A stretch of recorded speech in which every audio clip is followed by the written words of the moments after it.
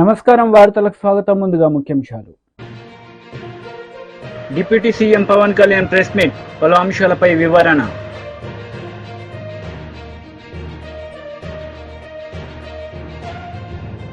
Mandakrishna Madiga press meet, పలు అంశాలపై వివరణ. Deputy CM Pawan Kalyan press meet నిర్వహించారు. ఈ సందర్భంగా పలు అంశాలపై ఆయన మాట్లాడారు. అందరికీ నా హృదయపూర్వక నమస్కారాలు. కూటమి ప్రభుత్వం అధికారంలోకి వచ్చి దాదాపు 60 రోజులు కావస్తుంది. నేను పంచాయతీరాజ్ శాఖ, అటవీ శాఖ బాధ్యతలు స్వీకరించిన తర్వాత పంచాయతీ శాఖకు సంబంధించి చాలా రివ్యూలు చేశాం. రూరల్ వాటర్ సప్లై, రోడ్లకు సంబంధించి చాలా రిపోర్ట్స్లో తెలియజేస్తూనే వచ్చాను. ఏ స్థాయిలో నిధులు సరిగ్గా పంపిణీ జరగలేదు, వచ్చినా దాని దుర్వినియోగం జరిగినాయి. ఈ పరిస్థితుల్లో కూటమి ప్రభుత్వం చాలా చిత్తశుద్ధితోటి ఈ పంచాయతీరాజ్ వ్యవస్థని బలోపేతం చేయాలి అని చెప్పి చాలా బలమైన నిర్ణయం తీసుకున్నాం. దాంట్లో భాగంగానే 3 కీలకమైన నిర్ణయాలు తీసుకున్నాం. ఒకటి, ఆగస్టు 15 ఈ జెండా పండుగకి సంబంధించి. 2, మనకి జాతీయ ఉపాధి హామీ పథకానికి సంబంధించి ఒకటే రోజున 13,326 పంచాయతీల్లో గ్రామసభ తీర్మానాలు జరగాలి. ఆ దిశగా అడుగులు వేస్తూ ఉన్నాం.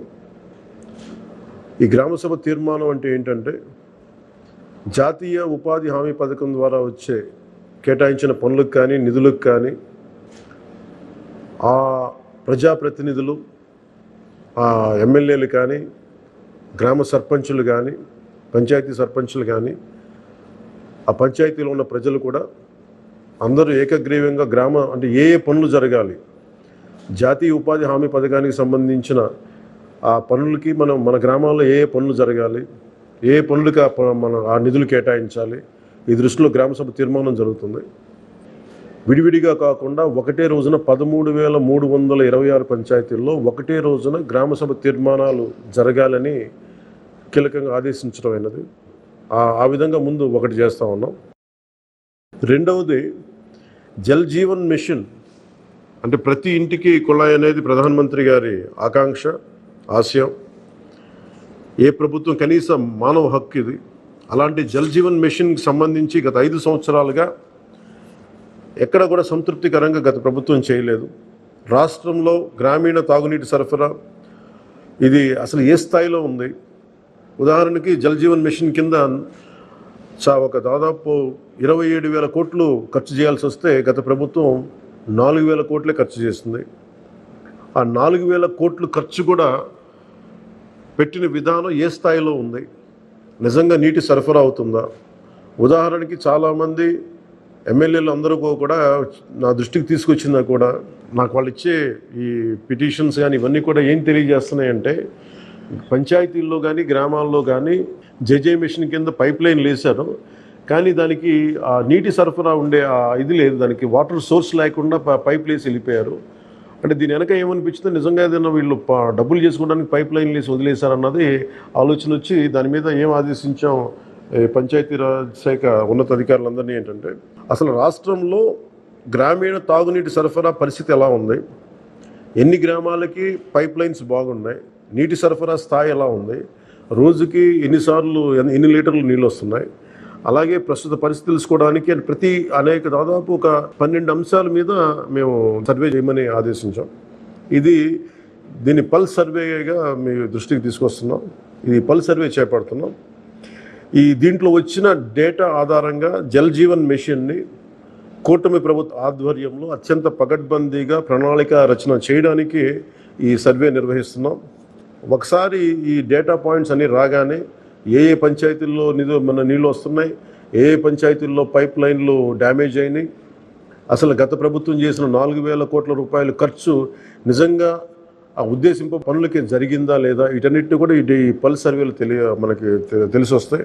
దీని సమూలంగా ప్రజలందరికీ సమీప భవిష్యత్తులో తెలియజేస్తాను. అలాగే గ్రామ పంచాయతీలు, పంచాయతీరాజ్ వ్యవస్థ బలోపేతం కావాలంటే సర్పంచ్ వ్యవస్థ చాలా కీలకమైంది. గత ప్రభుత్వం పంచాయతీ ఎన్నికలు సరిగ్గా నిర్వహించలేకపోవడం వల్ల మనకు నిధులు రాలేకపోయినాయి.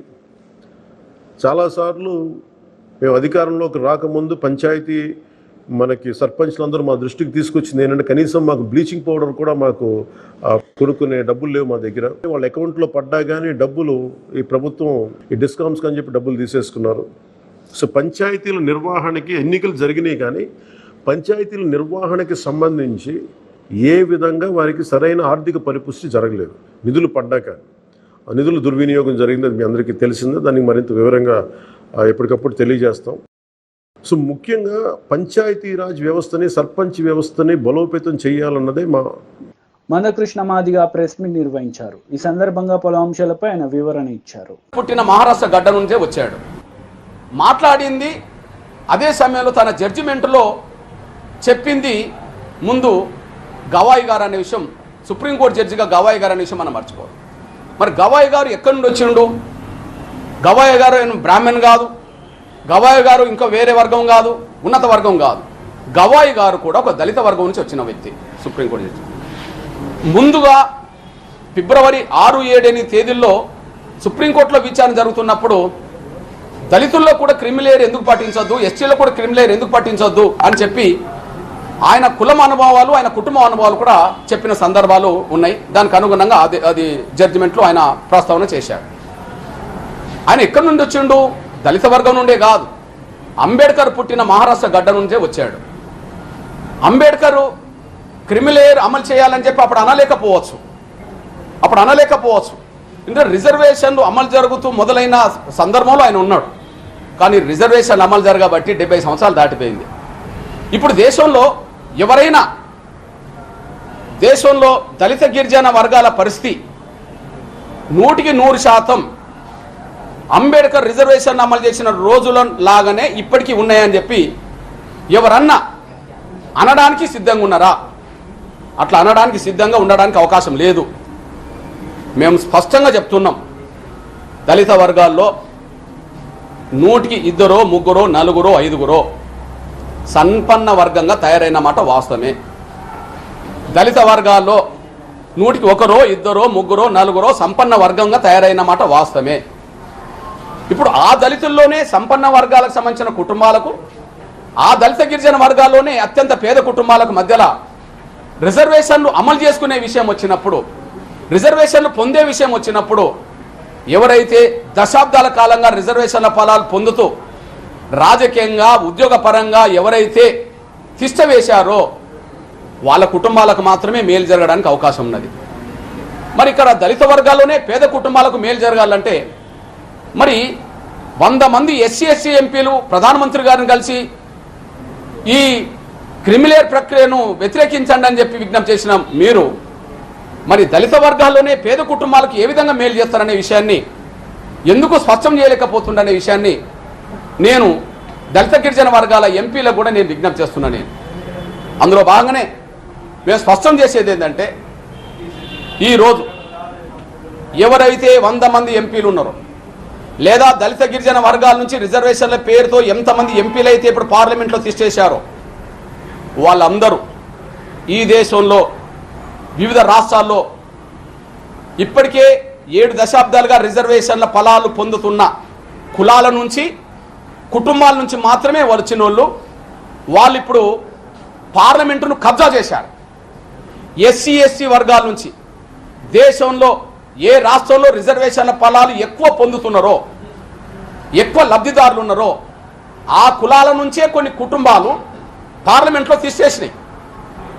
ఇప్పుడు అక్కడ ఎల్లకాలం రిజర్వేషన్ల ఫలాలు మా కుటుంబాలకి అందాలనే ఎదిగిన కులాలకు సంబంధించిన వాళ్ళే క్రిమిలేయర్ గురించి వ్యతిరేకిస్తూ మాట్లాడుతున్నారు. కానీ మరి దళిత గిరిజన వర్గాల్లో పేద కుటుంబాలకు మేలు చేసే సూచనలు కూడా వాళ్ళు చేయలేకపోతుండనే విషయం మేము స్పష్టం చేస్తున్నాం. ఉదాహరణకు నేను ఒక 4 కుటుంబాల గురించి మాట్లాడతాను. దయచేసి దేశంలో చర్చ జరగాలి. 4 కుటుంబాల గురించి మాట్లాడతాను. ఇప్పుడు ఉదాహరణకు తెలంగాణలో పెద్దపల్లి పార్లమెంట్ ఎస్సీ నియోజకవర్గం నుంచి ఇప్పుడు గెలిచింది గడ్డం వంశీ. వాళ్ళ తాత 4 దశాబ్దాలు 5 దశాబ్దాల క్రితమే వెంకటస్వామి గారు కూడా గెలిచాడు. గెలుచుకుంటూ కేంద్ర స్థాయికి దాకా వచ్చేసాడు. అదే సమయంలో ఇప్పుడు గడ్డం వంశీ గారి తండ్రి కూడా ఎంపీగా గెలిచాడు. ఇప్పుడు తాతల కాలం నుంచి పెద్దపల్లి తండ్రుల కాలం నుంచి మనమల కాలం కాడికి వాళ్ళ చేతిలో ఉన్నది. ఇప్పుడు వాళ్ళను పేదలుగా చూస్తామా? వాళ్ళు ఉన్నత వర్గాల్లో సంపన్న వర్గాలు ఎట్లయితే ఎదిగిందంటున్నామో దళిత వర్గాల్లో సంపన్న కుటుంబంగా వెంకటస్వామి కుటుంబం ఎదగలేదని చెప్పగలుగుతామా? తాత, తండ్రి, తను అంటే 3-4 తరాలకు సంబంధించిన వాళ్ళ చేతిలోనే ఒక నియోజకవర్గం ఉంటే పోనీ అదే మాలల నుంచి పేద కుటుంబం రావడానికి అవకాశం ఉన్నదా? మాదిగల నుంచి వాళ్ళను ఎదుర్కొనే శక్తి ఉంటుందా? ఉండడానికి అవకాశం లేదు. నేనంటున్నా అది సంపన్న వర్గమా కాదా? క్రిమిలేర్ వద్ద అంటుండ్రు. మరి మీరు సంపన్న వర్గమే కదా, మరి సంపన్న వర్గం చేతిలోనే మొత్తం రిజర్వేషన్ల ఫలాలు పొందేదానికి మాత్రమే లైసెన్సా? టీడీపీ లీడర్ మీడియా సమావేశం నిర్వహించారు. ఈ సందర్భంగా పలు అంశాలపై ఆయన మాట్లాడారు. అదేవిధంగా ఏదైతే ఈ పెద్దిరెడ్డి గారి పిఏ ఉన్నాడో శశిధర్, ఆయన నెంబర్ 1 అయితే నెంబర్ 2 ఈ ఎమ్మెల్యే కైలా అనిల్ కుమార్ గారిని కూడా నేను తెలియజేస్తున్నా. మాజీ ఎమ్మెల్యే అయ్యప్ప సొసైటీ హైదరాబాద్లోని అయ్యప్ప సొసైటీ ఈ కైలా అనిల్ కుమార్ గారి అపార్ట్మెంట్. అక్కడ ఈ శశిధర్ ఒక తాళం పెట్టుకునే అపార్ట్మెంట్లో 2వ తాళం ఈ అనిల్ కుమార్ గారి చేతిలో. వీళ్ళిద్దరు కూడా దాదాపుగా 4 సంవత్సరాలు ఈ హైదరాబాదులో నివాసం ఉంటూ హైదరాబాదులో, ఆంధ్ర రాష్ట్రంలో, అదేవిధంగా పామర్ నియోజకవర్గంలో కూడా ఈ పెద్దిరెడ్డి గారికి బినామీలుగా ఉన్నారు అని కూడా మీ అందరికీ తెలియజేస్తున్నా. మచ్చుగ్గా ఒక ఉదాహరణ, కేవలం 5,35,000 వార్షిక ఆదాయం ఉంది నాకు అని ఎఫిడవిట్లో పొందుపరిచారు మాజీ ఎమ్మెల్యే కైలా అనిల్ కుమార్ గారు. అయితే ఇదే పామర్ నియోజకవర్గంలో ఆయనకున్న ఆస్తుల గురించి చెప్తే అందరూ అవాక్ అవ్వాల్సిందే. హైదరాబాదులో లోటస్ పాండ్ ఉన్న విధంగా, మాజీ ముఖ్యమంత్రి తాడే ప్యాలెస్ తలదన్నే విధంగా పామరు నియోజకవర్గంలో ఒక ఇంద్రప్రస్థానం కట్టుకున్నాడు ఈ మాజీ ఎమ్మెల్యే కైలా అనిల్ కుమార్. దానికి డబ్బులు ఎక్కడివి? 12 కోట్ల వ్యయం నీకెక్కడిది? 5 లక్షల ఆర్థిక వార్షిక ఆదాయం అన్నావు. మరి 12 కోట్ల వ్యయంతో ఎలా mini lotus pond in Pamarru కట్టావని ప్రశ్నిస్తున్నాం. అదేవిధంగా పామరు నియోజకవర్గంలో పెదపారపూడి మండలంలో పాములపాడనే గ్రామంలో మిస్సెస్ కైలా అనిల్ కుమార్ పేరు మీద 11 ఎకరాల 29 సెంట్ల భూమి ఉంది. ఎన్నికల 3 సంవత్సరాలుగా కొన్నావు. అదేవిధంగా ఈరోజు ఎన్నికలకు ముందే అఫిడవిట్లో పొందుపరచాల్సి వస్తుందని ఈ బినామీది మొత్తం కూడా అమ్మేశావు. సూటిగా ప్రశ్నిస్తున్నా, దీనికి సమాధానం చెప్పే ధైర్యం కైలా అనిల్ కుమార్కి ఉందా? దీన్ని పొందుపరిచావు, ముందుగానే అమ్మేశావు. ఇదంతా కూడా పెద్దిరెడ్డి రామచంద్రారెడ్డి బినామీ కాబట్టి ఆయన డబ్బులతో ఈ భాగవతం జరిగిందని నేను తెలియజేస్తున్నా. అంతేకాదు, ఇవి కూడా చూడండి, ఆయన అఫిడవిట్లో రీసెంట్ ఎన్నికల్లో ఆయన అఫిడవిట్లో పొందుపరిచింది మల్లవల్లి బాపులపాడు మండలం మల్లవల్లి గ్రామంలో సర్వే నంబర్ 197/6లో ఆయన బ్రహ్మాండమైన స్థలం కొనుక్కున్నాడు. దానికి డబ్బులు ఎక్కడివి? అదేవిధంగా వైసీపీ లీడర్ మీడియా సమావేశం నిర్వహించారు. ఈ సందర్భంగా పలు అంశాలపై ఆయన మాట్లాడారు. ఇదే ఒక నిదర్శనంగా మనందరం కూడా భావించాలి. రాష్ట్రానికే తలమానికంగా ఉన్న అంబేద్కర్ మీద దాడిని వైఎస్ఆర్ కాంగ్రెస్ పార్టీ తరపున రాజ్యాంగ అభిమానులు ఈ రాష్ట్రంలో ప్రజలందరూ కూడా ఖండిస్తూ ఉన్నారని చెప్పి ఈ సందర్భంగా మనం చేస్తూ ఉన్నాం. ఈ రోజు కూడా చంద్రబాబు నాయుడు గారికి డాక్టర్ బిఆర్ అంబేద్కర్ గారి మీద కానీ, డాక్టర్ బిఆర్ అంబేద్కర్ గారి భావజాలం మీద కానీ ఏ రోజు కూడా ఆయనకి ప్రేమున్న పరిస్థితులు ఉంటే, ఈ దాడి ఒకవేళ దుండగ ద్వారానే జరిగితే వెంటనే కూడా ఈ పార్టీకి చర్యలు తీసుకుని వాళ్ళని శిక్షించే విధంగా చేసేవాళ్ళు. కానీ ఇది చూస్తూ ఉంటే ఈ దాడంతా కూడా ఈ రాష్ట్ర ప్రభుత్వం వెనుకుండే జరిగిందని చెప్పి కూడా ఈ సందర్భంగా తెలియజేసుకుంటా ఉన్నాను. అదేవిధంగా స్వరాజ్య మైదానంలో మొదటి నుంచి కూడా చంద్రబాబు నాయుడు గారికి అక్కడ అంబేద్కర్ గారి విగ్రహం పెట్టడానికి ఇష్టం లేదు. ఆయన ముఖ్యమంత్రిగా ఉన్నప్పుడు 5 సంవత్సరాలు రాజధానిలో డాక్టర్ బిఆర్ అంబేద్కర్ గారి విగ్రహాన్ని పెడతానని చెప్పారు. 5 సంవత్సరాలు కూడా మరిపించారు. 5 సంవత్సరాలు కూడా మరిపించిన తర్వాత మళ్ళీ ఎన్నికలకు వెళ్ళారు. ఎన్నికలకు వెళ్ళినప్పుడు ప్రజలు తిరస్కరించారు.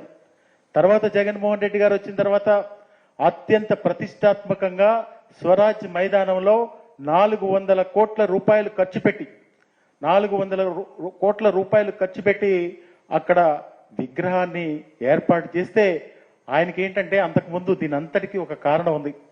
ఆయన ఈ స్వరాజ్ మైదానాన్ని ఎవరికో ఒక సంస్థకు కట్టబెట్టి ఆయన దాని లబ్ధి పొందాలని చెప్పి ఆ రోజు ప్రయత్నం చేసినటువంటి పరిస్థితులు ఈ రాష్ట్ర ప్రజలందరికీ కూడా తెలుసు. అప్పుడు మేధావులందరూ కూడా ఉద్యమం చేశారు. అక్కడ ప్రైవేట్ కంపెనీకి ఇవ్వద్దని చెప్పి ఆ రోజు ఉద్యమాలు చేస్తే మీరు వెనక్కి వచ్చిన మాట వాస్తవం కాదా చంద్రబాబు నాయుడు గారు అని చెప్పి నేను ఈ సందర్భంగా మిమ్మల్ని మీ ద్వారా అడుగుతా ఉన్నా. నిజంగా డాక్టర్ బిఆర్ అంబేద్కర్ గారు ప్రపంచం అంతా కూడా ప్రపంచ మేధావి, ఎక్కడికి వెళ్ళినా కానీ ఈ భారతదేశంలో డాక్టర్ బిఆర్ అంబేద్కర్ గారు పుట్టారని చాలా గర్వంగా ఫీల్ అయ్యి ఏ దేశం వెళ్ళినా అక్కడికి చాలా గర్వంగా చెప్పుకునేటటువంటి డాక్టర్ బిఆర్ అంబేద్కర్ గారికి ఈ రాష్ట్రంలో రక్షణ లేకపోవడం, ఆయన స్మృతివనానికి కనీసం రక్షణ లేకపోవడం చాలా దారుణమైన విషయం అని చెప్పి ఈ సందర్భంగా గుర్తు చేస్తా ఉన్నాం. కనీసం చంద్రబాబు నాయుడు గారు 14 ఏళ్లలో ముఖ్యమంత్రిగా ఉన్నప్పుడు ఏ రోజైనా డాక్టర్ బిఆర్ అంబేద్కర్ గారి స్మృతివనం కానీ డాక్టర్ బిఆర్ అంబేద్కర్ పేరు గుర్తు ఉండిపోయే విధంగా ఈ రాష్ట్రంలో ఎప్పుడన్నా కానీ ఏదైనా ఒక కార్యక్రమం చేశారని చెప్పి నేను మీ ద్వారా అడుగుతా ఉన్నాం. నిజంగా చంద్రబాబు నాయుడు గారు రోజు ఆ రోడ్డు అంటే తిరుగుతూ ఉంటారు. ఆ రోడ్లంటే తిరిగినప్పుడు కనీసం నాకు తెలిసి ఆ డాక్టర్ బిఆర్ అంబేద్కర్ వైపు ఒక్కసారి అటు చూసుండరు. కనీసం ఎప్పుడన్నా కానీ ఇంత పెద్ద స్మృతివనం ఉంది. సరే, అది ఎవరి ప్రభుత్వంలో కట్టారు, ఎవరు ప్రభుత్వంలో అది. బీజేపీ లీడర్ మీడియా సమావేశం నిర్వహించారు. ఈ సందర్భంగా పలు అంశాలపై ఆయన మాట్లాడారు. అవును, ఆరోపణ ఏంటంటే మీరు కేవలము బీహార్, ఆంధ్రప్రదేశ్ పేర్లే తీసుకున్నారు, కానీ అవును అది వేరే రాష్ట్రాలు తీసుకోలేదు. అంటే పేరు తీసుకున్నందువల్ల ఆ రాష్ట్రాలకు ఏమొచ్చు రాదని అది తప్పు. ఎందుకంటే బీహార్ ఈ 2 రాష్ట్రాలు విభజన అయినాయి. విభజన వల్ల వాళ్ళకి నష్టమైన రాష్ట్రాలు. ఎందుకంటే మన తెలంగాణ, ఆంధ్ర ఉన్నప్పుడు హైదరాబాద్ మొత్తం తెలంగాణకు వచ్చే వరకు ఆంధ్రాకు నష్టమైంది. అట్లనే బీహార్లో నిధులు, వనర, మన మైన్స్ ఇవన్నీ కూడా అక్కడ ఉండేది, ఎక్కడ జార్ఖండ్ ఉండేది. ఆ ఇన్కమ్ పోయింది. అయితే వీటికి ప్రత్యేకంగా చెప్పడం, వాళ్ళ పేరు తీసుకున్నారు కానీ వాళ్ళు ప్రత్యేకంగా చాలా గొప్పగా ఏమి ఇవ్వలేదు. అవును, అమరావతికి 15,000 కోట్లు ఇచ్చిండ్రు, కానీ ఇది మర్చిపోతుంది ఏంటంటే తెలంగాణకు 40,000 కోట్లు ఇచ్చిండ్రు. ఇప్పటివరకు ఇచ్చేసిండ్రు కూడా. అది ఇంకా మన ఫైనాన్స్ మంత్రి బట్టి విక్రమార్క గారు కూడా చెప్పిండ్రు. 35,000 కోట్లు ఈ గత 5-6 నెలల్లో 35,000 కోట్లు FRBM హద్దులు దాటినా కూడా ఇక్కడ కాంగ్రెస్ ప్రభుత్వం, అక్కడ బీజేపీ ప్రభుత్వం అయినా కూడా బీజేపీ ప్రభుత్వం ఇక్కడ 35,000 కోట్లు ఇక్కడ ఇచ్చింది. ఎందుకంటే రాజకీయాలకు పక్కకు పెట్టి ఇది ఇవ్వకుంటే నిజంగానే మన రాష్ట్రం ఇబ్బందులు పడుతుంది. కరెంటుకు పైసలు ఉండయి, పెన్షన్లకు పైసలు ఉన్నాయని 35,000 కోట్లు ఇచ్చింది. అయితే ఇవన్నీ కూడా పక్కకు పెట్టి అఫ్కోర్స్ రాజకీయాలు ఉంటాయి. అది ఎవరు కూడా ప్రత్యేకంగా పార్లమెంట్లో అవి తప్పుకోలేదు. అందరు కూడా కేవలం సంఖ్యల గురించే కాదు, ప్రతి పార్టీ వాళ్లకు రాజకీయంగా లాభమయ్యేటట్టు మాట్లాడతారు. కొన్నిసార్లు వాస్తవాలు పక్కకు పెట్టి. అందుకే ఈ ఆరోపణలు కేవలం బీహార్ అండ్ ఆంధ్రప్రదేశ్ పేరు చెప్పినట్టు. కానీ మనకు అన్నీ కూడా ఏ రాష్ట్రాలకి ఏమొస్తున్నాయో మనకు అంతకంటే ఎక్కువ కూడా వస్తుంది. ఉదాహరణంగా గుజరాత్ పేరు, రాజస్థాన్ పేరు కూడా తీసుకోలేదు, ఉత్తరప్రదేశ్ పేరు కూడా తీసుకోలేదు. ఇంకో ఆరోపణ ఏంటంటే ఇవి కొంచెం కన్ఫ్యూజన్ ఉంటుంది వాళ్ళకు. ఏంటంటే మీ దగ్గర 8 ఎంపీలు ఉండే ఏమీ 0 తీసుకొచ్చిండ్రు. అంటే ఎంపీలు ఎక్కువ, బీజేపీ ఎంపీలు ఎక్కువ ఉన్న దగ్గర ఎక్కువ వాళ్ళంటే మొత్తానికి మొత్తము మధ్యప్రదేశ్కో, రాజస్థాన్కో, ఉత్తరప్రదేశ్కో పోవాలి. అంటే ఎంపీలు 0 ఉంటే ఏం రావద్దనా? అది కాదు. ఎంపీలకు ఎంత సంఖ్య ఉన్నది, మళ్ళీ నిధులకు ఏమి సంబంధం ఉండదు. దేనికి సంబంధం ఉంటుంది? ఏ రాష్ట్రానికి ఏమి అవసరాలు ఉన్నాయో ఆ సంబంధము. అదే దృష్టిలో పెట్టుకొని రాజకీయాలు పక్కకు పెట్టి నిజంగానే బడ్జెట్ను ప్రవేశపెట్టిన గొప్పతనం మన బీజేపీ ప్రభుత్వంకు ఉన్నది. గుజరాత్, రాజస్థాన్, మధ్యప్రదేశ్కి ఏమొస్తున్నాయి అవన్నీ కూడా వస్తున్నాయి, ఇంకా ఎక్కువనే వస్తున్నాయి. ఇక్కడ రీజనల్ రింగ్ రోడ్ గురించి చెప్పలేదు బడ్జెట్లో, కానీ 25,000 కోట్ల రీజనల్ రింగ్ రోడ్ చేస్తుంది కదా. ప్రత్యేకంగా చెప్పని అవసరం లేదు, ఎవరు కూడా చెప్పలేదు, జవహర్లాల్ నెహ్రూ కూడా చెప్పలేదు. ఇంకోటి అంటారు బడ్జెట్లో మీరు పిల్లల గురించి ఆలోచన లేదు, పసిపిల్లలకి ఏం చేయలేదు, ఒక చిల్డ్రన్ అనే పదం కూడా వాడలేదు. అవును, బడ్జెట్ స్పీచ్ ఓ గంటన్నర ఉంటుంది, అన్ని వివరాలు చెప్పలేము. బీఆర్ఎస్ లీడర్ మీడియా సమావేశం నిర్వహించారు. ఈ సందర్భంగా పలు అంశాలపై ఆయన మాట్లాడారు. లేదా అసలు నా హుజరాబాద్ నియోజకవర్గంలో 100 బెడెడ్ హాస్పిటల్ ఉంటుంది, అద్భుతంగా నడుస్తుంది. మా కేసీఆర్ గారి ప్రభుత్వం ఉన్నప్పుడు, మా ప్రభుత్వం ఉన్నప్పుడు మేము నెలకి 200 డెలివరీలు చేసేది. హుజరాబాద్లో 200 ఫ్రీ డెలివరీ చేసి కేసీఆర్ కిట్ ఇచ్చి, ఇలా మగబిడ్డ పుడితే 12,000, ఆడబిడ్డ పుడితే 13,000 ఇచ్చి ఆ తల్లి బిడ్డల్ని ఇద్దరిని క్షేమంగా ఇంటికాడ దింపి వచ్చేది కేసీఆర్ గారి ప్రభుత్వం ఉన్నప్పుడు. ఇవాళ ఎంత బాధ అనిపిస్తుందంటే, ఆ హుజరాబాద్ హాస్పిటల్కి పోతే మొన్న 100 బెడెడ్ హాస్పిటల్, ఒక్క బెడ్లో 4 పేషెంట్స్ ఉన్నారు. మొత్తం 100 బెడ్ హాస్పిటల్లో 4 పేషెంట్స్ ఉన్నారు కేవలం. ఎందుకున్నారు అని అంటే, ఇలా కేసీఆర్ గారి ప్రభుత్వం ఉన్నప్పుడు 6 గైనకాలజిస్టులు ఉండే, ఇలా కేవలం ఒక్కరే ఉన్నారు. ఇలా ఆ రోజు 2 జనరల్ సర్జన్లు ఉండే, ఇలా ట్రాన్స్ఫర్ చేసి 0 చేసిండు. ఇలా 5 అనెస్థిషియాలు ఉండే, ఇలా కేవలం 2 అనెస్థిషియాలు మాత్రమే ఉన్నారు. ఇలా ఈఎన్టీ ఉండే, ఇలా ఈఎన్టీ లేకుండా చేసిండు. ఇలా ఈ పరిస్థితి ఎందుకు తీసుకొని వస్తున్నారని నేను అడుగుతా ఉన్నాను. నా హుజరాబాద్ నియోజకవర్గంలో ప్రజలు చాలా ఇబ్బంది పడుతూ ఉన్నారు. దయచేసి అర్థం చేసుకోండి. ఆ రోజు గైనకాలజిస్టులు 6 ఉంటే 1కి తీసుకొని వచ్చిండ్రు, ఆర్తో 1 ఉంటే 0కి తీసుకొని వచ్చిండ్రు, జనరల్ సర్జన్స్ 2 ఉంటే 0కి తీసుకొని వచ్చిండ్రు, అనెస్థిషియా 5 ఉంటే 2కి తీసుకొని వచ్చిండ్రు, ఈఎన్టీ 1 ఉంటే 0కి తీసుకొని వచ్చిండ్రు. మరి పేషెంట్స్ ఎట్లా రావాలని నేను అడుగుతా ఉన్నాను. అదేవిధంగా మా జమ్మికుంట హాస్పిటల్లో కూడా 70 నుంచి 100 డెలివరీలు ఫ్రీగా చేసేది. ఇలా డెలివరీలు ఫ్రీగా చేసేది. ఇలా జమ్మికుంట హాస్పిటల్లో కూడా గైనకాలజిస్ట్ని తీసేస్తే ఇలా మొత్తం క్లోజ్ అయింది, 0కి వచ్చింది. చాలా బాధ అనిపిస్తూ ఉంది. దయచేసి ప్రభుత్వానికి నా హుజరాబాద్ నియోజకవర్గ ప్రజల పక్షాన మీకు దండం పెట్టి చెప్తున్నాయా, దయచేసి నా మీద కోపం ఉన్నా, కేసీఆర్ గారి మీద కోపం ఉన్నా, కేటీఆర్ గారి మీద కోపం ఉన్నా, హరీష్ రావు గారి మీద కోపం ఉన్నా మా మీద తీర్చుకోండి తప్పితే మా ప్రజల మీద తీర్చుకోకుండా మీ దండం పెట్టి చెప్తున్నాం. ఇలా ఒక్క డెలివరీ చేయాలంటే ప్రైవేట్ హాస్పిటల్లో 30,000 నుంచి ₹1,00,000 వరకు తీసుకుంటున్నాడు. పేదోడు ఏడు నుంచి పెట్టుకుంటాడు. ఇలా అదే విధంగా ఇలా గవర్నమెంట్ హాస్పిటల్లో అయితే ఫ్రీగా డెలివరీ అవుతుంది. కేసీఆర్ గారి ఉన్నప్పుడు ఫ్రీగా డెలివరీ చేసేది. మీకు కేసీఆర్ గారి పేరు ఇష్టం లేకపోతే కేసీఆర్ గారి పేరు పెట్టుకోకండి. టీడీపీ లీడర్ మీడియా సమావేశం నిర్వహించారు. ఈ సందర్భంగా పలు అంశాలపై ఆయన మాట్లాడారు. ఉన్న డాక్టర్ బాబాసాహెబ్ అంబేద్కర్ విగ్రహం మీద నారా చంద్రబాబు నాయుడు గారు మరియు నారా లోకేష్ గారు సుత్తులు పట్టుకుని వెళ్ళి ఆ విగ్రహాన్ని పగలగొట్టడానికి ప్రయత్నించారని చెప్పి విపరీతంగా దాన్ని 1కి 100, 100కి 1000 మందితో ప్రచారం చేస్తున్నాడు. కనీసం ఈ రాష్ట్రంలో ఉన్న ప్రజలు జ్ఞానవంతులు అనుకుంటాడా లేకపోతే మరీ తెంగరపప్పలు అనుకుంటాడా నాకైతే అర్థం కావట్లేదు. జగన్మోహన్ రెడ్డి 2019 ముందు ఇలాంటి కొన్ని ప్రచారాలు చేశారండి. ఒకటి, ఎవరైతే వివేకానంద రెడ్డి గారు ఉన్నారో వివేకానంద రెడ్డి గారిని చంపేసి ఉదయం 8 గంటలకి గుండెపోటుతో చనిపోయాడని ప్రచారం చేశారు ఫస్ట్. అదే సాక్షి మీడియా నుంచి, జగన్ మీడియా నుంచి. తర్వాత మరుసటి రోజుకే లేదు నారా చంద్రబాబు నాయుడు గారు చంపేశారు, ఆయన చేతిలో కత్తిపెట్టి నారాసుర రక్త చరిత్ర అని రాసిన వెధవన్నారు వెధవల వెళ్ళు. అలాంటి వ్యక్తులు ఈ రోజున నారా చంద్రబాబు నాయుడు గారు, లోకేష్ గారు అంబేద్కర్ గారి విగ్రహం మీద దాడి చేశారు అంటున్నారండి. కోడికత్తి ప్రచారం చేశారు. కానీ సిబిఐ ఎన్ఐఏ కూడా క్లియర్గా చెప్పింది ఆ 2 కూడా తప్పుడు ప్రచారాలే. జగన్మోహన్ రెడ్డి అంటే బ్యాచే వివేకానంద రెడ్డి గారిని చంపిందని తెలియజేశారు. కోడికత్తి అంతా డ్రామా అని తెలియజేశారు. దీంతోపాటు నారా చంద్రబాబు నాయుడు గారి మీద ఎస్సీలుగా ఎవరైనా పుట్టాలనుకుంటారా అని అన్నారు అని ముందు వెనక కట్ చేసి ఓ తప్పుడు ప్రచారం చేశారండి. నిజానికి అప్పుడు చంద్రబాబు నాయుడు గారు ఇక్కడున్న 2 కులాలు, 1 ధనవంతులు, 2 పేదలు, నేను ఎప్పుడు పేదల పక్షాన ఉంటానన్నాడు మహానుభావుడు. ఆ మాటను కూడా వక్రీకరించి దళితులకు వ్యతిరేకంగా మాట్లాడాడు. ఎస్సీలని పుట్టుకుని అవమానించారు చంద్రబాబు నాయుడు గారని చాలా విపరీతంగా అప్పుడు కూడా ప్రచారం చేశారు.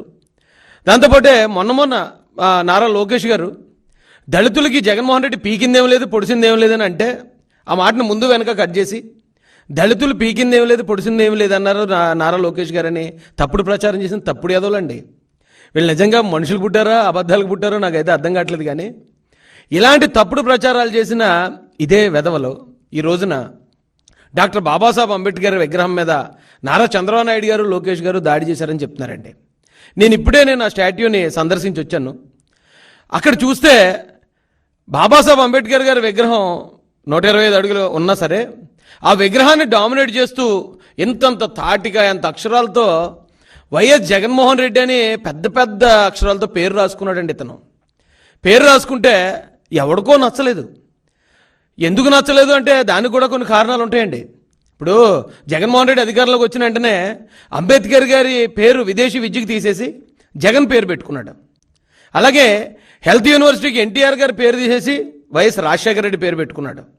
అయితే ఎవడో అమాయకుడు ఒకవేళ గవర్నమెంట్ మారితే ఇలా పేరు తీసేయలేమో, జగన్మోహన్ రెడ్డి పేరు కూడా తీసేసి ఇక్కడ చంద్రబాబు నాయుడు గారి పేరు పెట్టలేమో, ఒకవేళ జగన్మోహన్ రెడ్డి మర్చిపోయారేమో ఈ గవర్నమెంట్ అని చెప్పి ఎవడో పీకి పారేసి ఉంటాడు. అది ఎవరైతే పీకేశారో తెలుగుదేశం పార్టీ నుంచి మేము ఖండిస్తున్నాం. అలాంటి దాన్ని కూడా ఖచ్చితంగా వారి మీద కూడా పార్టీ చర్యలు తీసుకుంటుంది.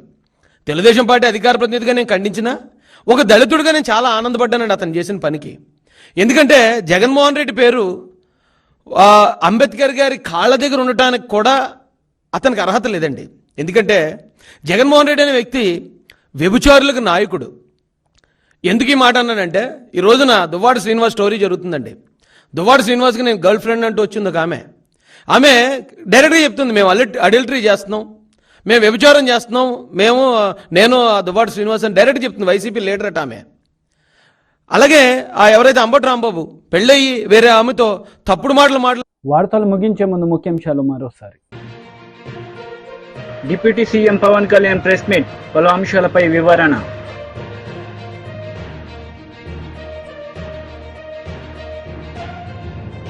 మందకృష్ణ మాదిగ ప్రెస్ మీట్, పలు అంశాలపై వివరణ.